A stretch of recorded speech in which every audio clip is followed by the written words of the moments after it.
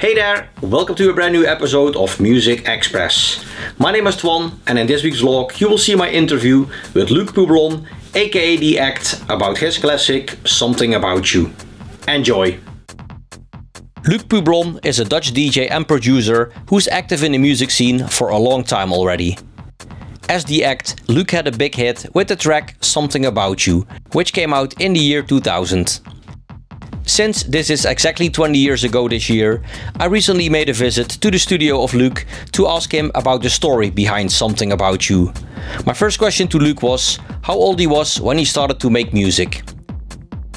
I was 26 years old. I started on a late age because before that I was only DJing as a DJ. I wanted to be a master mixer like Ben Liebrand. So that was everything. I was busy with mixing. Okay. So were there any artists or acts that influenced you around that time? Ben Liebrand, of course, and of course the disco influence was very high with me. I like Patrick Cowley. The electronic disco was one of my favorite things. So that's that kind of music I liked to produce. So okay. So how did you actually roll into the music scene? Now, as I told you, I was busy with mixing and I was also trying to get my mixes on the radio, and finally I get my mixes on the radio by Martijn Krabbe, Dance Tracks. It was on the Dutch radio, so after 2-3 mixes on that show, I sent in a new mix, and they didn't want to send it, they didn't want to broadcast it.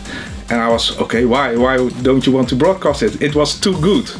They say, it looks like a production. I say, yeah, I used the sampler to mix and to do something. I add some beats to it. And they say, yeah, you must produce music. And that's my start of the music. So I thought, okay, so mixing is done. I'm going to try to make some music with my sampler. And that's...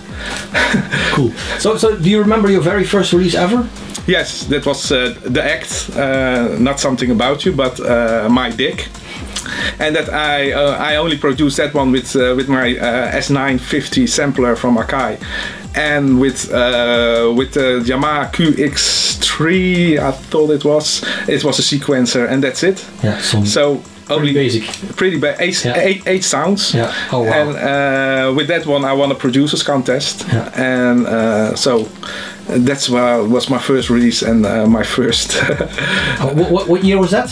1992. Okay. So this year it's 20 years ago that your track Something About You came out. Is there still something you do remember from the production process? Yes, of course. I produced it in my studio. Also, it was a little home studio. I only had it's still standing there, the Novation, and the Yamaha, the Akai sampler.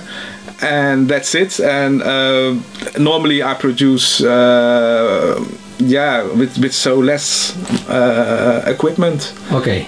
So yeah. So was there a certain track or anything else that inspired you when you were working on the track? Yes, Ferry Corsten, his hit was very popular, was starting at that time, and I was more producing the harder sound and also the mellow house, and I wanted to make a crossover to the trance, and that's how The Act Something About You started. It's more. It was a combination of the harder sound of gabber, what I also did, and trance, and that's why it's not sounding like trance, like a Guyella or something like that. So was it already the plan from the start to add some vocals to the track? No, when the mix went very popular, they asked to make it more commercial. They wanted to add vocals, so yes, that's why they wanted to have vocals and other remixes too, to make it more commercial. Yeah. So who does the vocals on the track? It's a friend of me, Esther Verboom. She's an MC, and she still MCs sometimes. And I also have produced other tracks with her as a vocalist. Cool. So how long did you work on the entire track? In those days, I worked 2-3 days on a track, and then it should be finished because I didn't have much equipment, and yeah, you don't need anything. You just need the arrangement, and that's it. If it's good, it's good, right? Yes, if it's good, it's good. So, what was the hardest part of the production? The hardest part of the production was at the end was to make a good mix. And that's why normally I didn't master and do anything. I always have the demos and then send it to record labels. But for me it was creating a sound that was different than the rest. So was it difficult to get the track signed to a label? Yes, because in those days there were not so many labels, and A&R was very difficult. I was a member of the EDP DJ promo, and those guys started a new label, and they wanted to have tracks. So I sent my demo of the act Something About You to them. And they were completely, they loved it, and they said, yeah, we want to sign it. So it's also one of the first release on that label. Okay, so when the track came out, it had the famous remix of DJ Garry on side A of the vinyl, and the B side there was a remix done by Marcel Hoes and Joren. So what did happen to the original mix you made? Yeah, it stayed on the demo tape. Unfortunately, they told me first that they would release it, but finally when the record was there, it was only those two, and I was also okay, where's my original?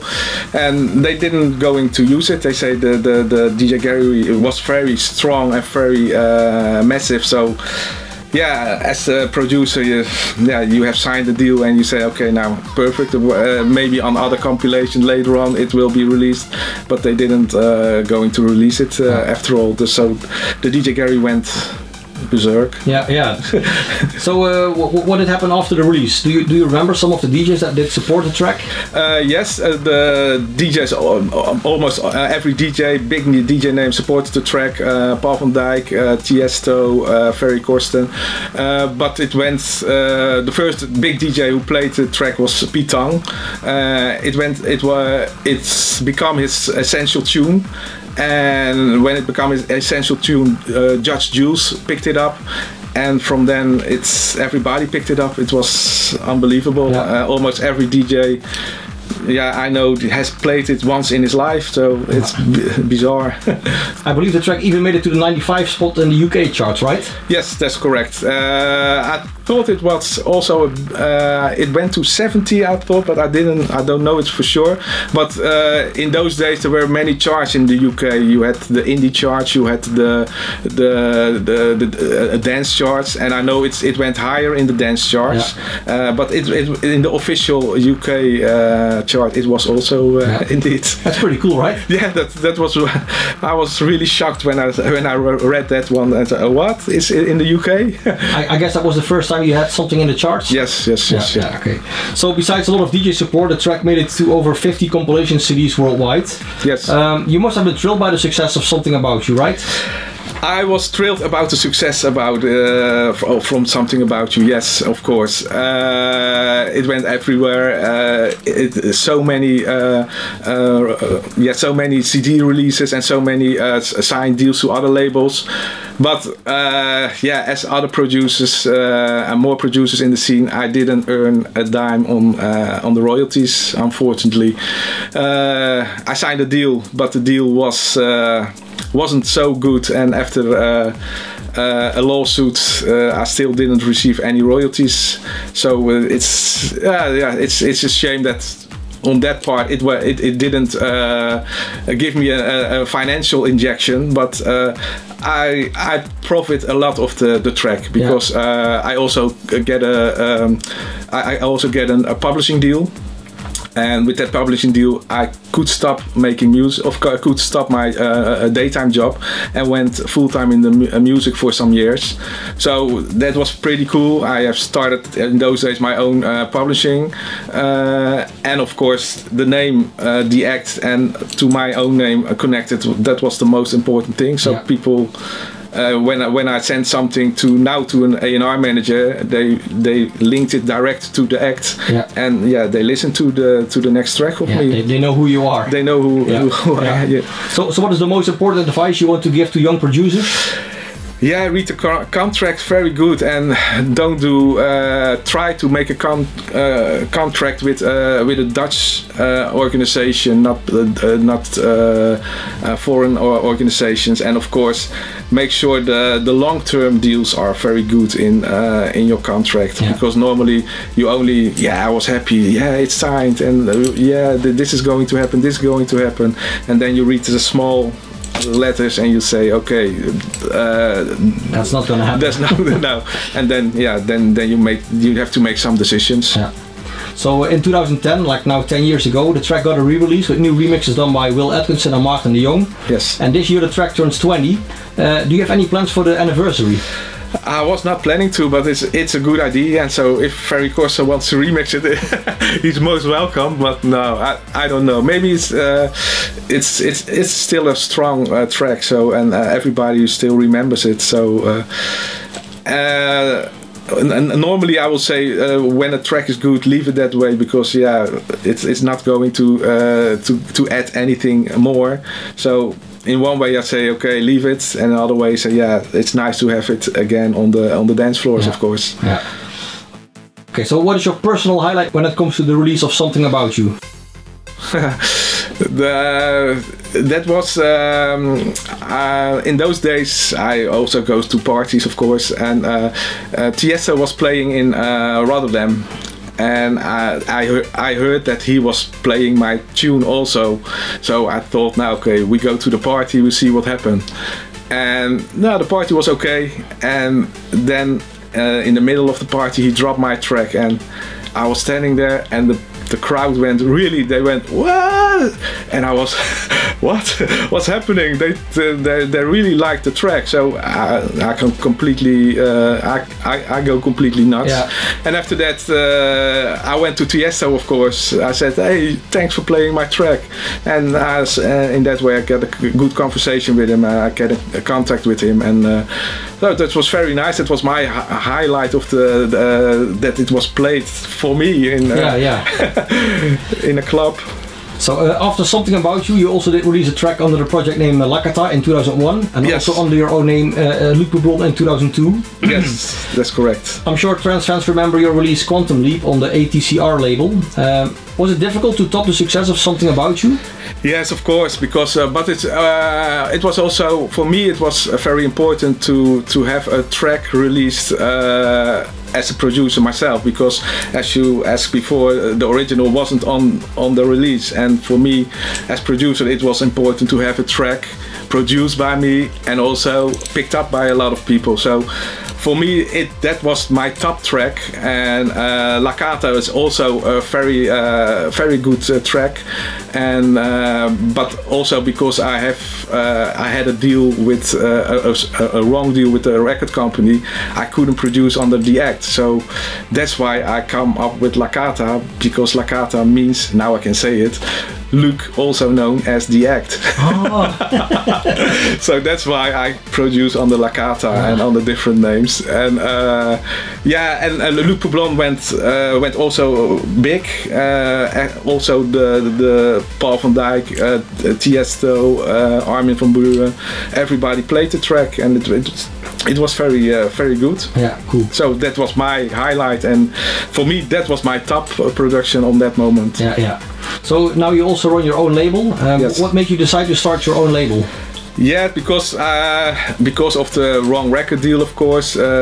Difficult to go to A&R managers. Also, it is difficult in the music world to get your feet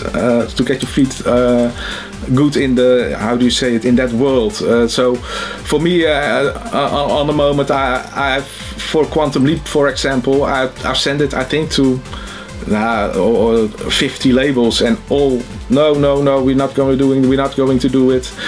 And suddenly ATCR said, great track, we're going to release it, and the track went berserk, and all the labels who sent it to, they told me, why didn't you send it to me? And I was, yeah, but I sent it to you, why don't you pick the track up? So, and that's also one of the reasons I thought, yeah, but you know, I like my music, it's good, so why not release it myself? Yeah, exactly. Yeah. Yes, and on that moment I knew a lot of people in the music biz, so they helped me out to start an own label, and it's still running. Yeah.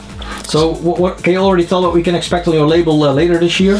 Yes, last month my track Lucarium Suite Miami was released. I work under the name Scenic Groove also. That's going to a new release.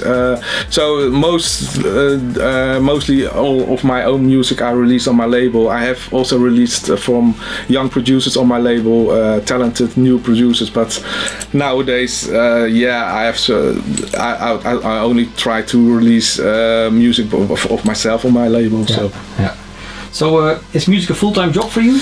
It was a full-time job. As I told you, when I had my publishing deal, I did it for 6 years, but in those years CD sales were very high, but at the end of 6 years the CD sales were nothing. They went, the first, when I started, I was on a compilation CD of Ministry of Sound. They sold more than 1 million, and 6 years later that same kind of CD would only sell maybe 50,000 or less. So there wasn't enough money or for middle class producers like me to survive. Yeah. So I did it for 6 years, and now it's a hobby. Yeah. And also nice. Also nice, yes. Yeah. So what else are you working on right now? I'm working on more vocal tracks now, and of course I want to do a new Luc Poublon track, and yeah, and the acts is more a project now where I make remixes, the harder trance remixes I make under the Act, and I haven't released a track under that name yet. No, okay. So is there still something on your bucket list music-wise? Yes, of course. I still want to hit the charts with a commercial or a crossover track. So yeah, that's my dream. Yeah. So that's what I'm working on. Yeah. And the last question: pineapple on pizza, yes or no? No. Okay. No, I don't like warm fruits on my pizza. Okay. Well, thank you very much for your time. Thank you for your time. Also, thank you. Alright, that was it, this week's vlog. My interview with Luc Poublon, aka The Act, about his track, Something About You. Luc, thank you very much for your time, much appreciated. Thank you for watching, I hope you enjoyed the vlog. If you did, make sure to give this video a like, leave a comment in the comment section below, and make sure to subscribe. Once again, thanks for watching, and until next time, bye bye.